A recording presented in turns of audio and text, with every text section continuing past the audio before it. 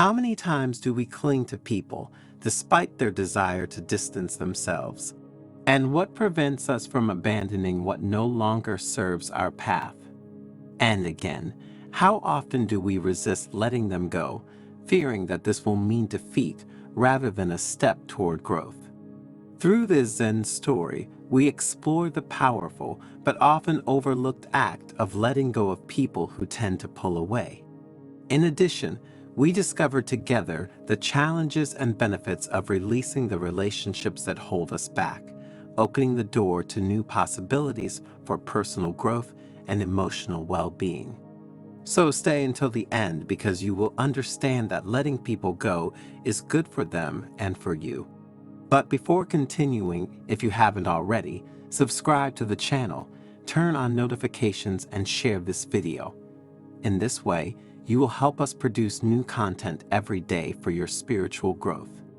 In a quiet Buddhist monastery, under the shade of a cherry blossom tree, the old monk Doi gave lessons to his disciples to make them understand the deepest wisdom. Over the years, Master began, I have learned that people are like flowers that bloom and then wither, and their promises, even when they number in the thousands, often scatter like petals carried by the wind. I met people who I never thought would betray the trust I had in them, but they did. The students, while listening attentively, reflected on the experiences and disappointments they had experienced in their lives. I made the mistake of welcoming each person into my life, believing that each one brought with them a unique gift, Doi continued. But in the end, I understood that some of them were passing through my path and my task was letting them go. A young disciple, after raising his hand in respect, asked, Master, can you enlighten us on how to behave towards people who cross their paths with ours? Why is it so hard to let them go? And what can we do? Of course, dear boy, replied the master.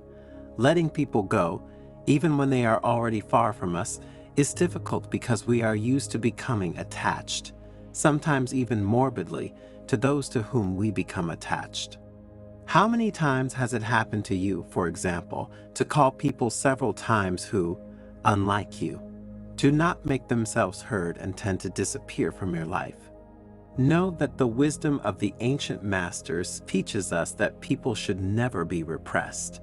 Doing so creates negative repercussions, even on a karmic level, both for them and for us. And today I will tell you about the 5 reasons why, when someone tends to distance themselves from us, we must leave them free to leave. The first reason to let go is that some people slip through their fingers like water. Remember that we cannot, nor should we, retain what does not want to stay, Doi explained, looking at the stream that ran next to the monastery. The old monk smiled at the disciples, who were listening to him with great attention, and continued, the second reason for letting you go is time. Some people are not willing to invest their time with us, and we, in these cases, cannot waste our time with those who do not dedicate theirs to us. Think about those people with whom you have a relationship, friendship, or love, and who often make excuses not to be with you, or they always have some more important commitment to fulfill. Doi, happy to see the disciples' great interest in this topic, continued with the third reason for letting him go. Whoever really wants to be part of our life seeks us out even when we don't want to.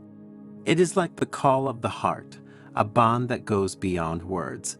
So if someone isn't looking for us, it's a sign that they don't really want to have a relationship with us. In these cases, we must avoid chasing him, trying to trap him in a relationship, whether love or friendship, that he does not care about at all. If you try to organize a meeting several times and this meeting does not happen, if you call someone who consistently says they are too busy to talk to you, that is a sign that person should be fired. The fourth reason Doi talked about is that we can't waste our energy on people who don't really appreciate us.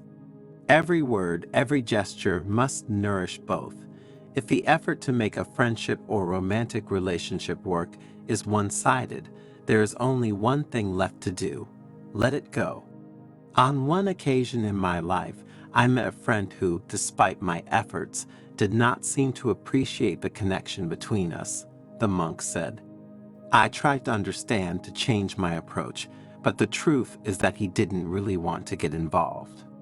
At that moment, although I felt pain, I realized that it was wiser to let it go and save my energy for more reciprocal relationships.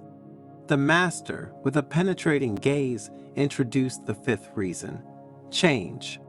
People, throughout their lives, change and evolve. We cannot force anyone to stay in the same place and with the same people. Remember that it is an act of kindness to let go of those who mean to continue their journey, those who need to go in search of their essence somewhere else. And keep in mind that when this happens, it doesn't mean that person is a bad person or that they never loved you. Simply, you need to change your habits. And it is exactly the same need that, at some moments in your life, you have felt or will also feel. Doi decided to introduce a reflective pause, using silence to ensure that students could reflect. And the students in silence reflected on the master's words, assimilating ancient wisdom, and they thought about the various personal events of each one. Life is like the flow of a river. Doi added softly, people come and go, like petals in the wind. The key is to embrace change and let the wisdom enter even deeper into our minds and souls. But what is the moral of what we have heard so far? Master Doi himself took it upon himself to explain it to his disciples, telling the story of an old cherry tree that was near the monastery. The tree, Doi said, had seen many generations of monks pass by, welcoming some and seeing others depart. Through it all, he stood firm, rooted in his wisdom. This tree represents the final lesson, Doi said. Just as the tree drops its petals, life offers us the opportunity to let go. Wisdom lies in accepting the flow of life, embracing change, and when necessary, letting go. Only then can we grow like this ancient cherry tree, rooted in wisdom and ready to bloom again. The students, enlightened by history and morality, looked at the night sky with radiant eyes. Each of them felt enriched by Doi's gift of wisdom, ready to embrace the flow of life and learn the precious art of letting go. The moral of this story, said Doi, is that true strength lies in the ability to let go, and letting go is not at all an act of weakness, but rather an act of wisdom. Welcome the flow of life with an open heart and learn to let go of what no longer serves your path. The disciples, enlightened by the master's words, assimilated the moral with gratitude, while Doi gently added, "My last advice to you is to cultivate awareness, to be like the ancient cherry tree that, as it drops its petals, continues to grow and bloom. Let go of what does not serve your well-being and open yourself to the wonders of life that await you. May your life be a flow of changes, and may you be like flowers that open to the wind. Now, go and practice the gentle art of letting go."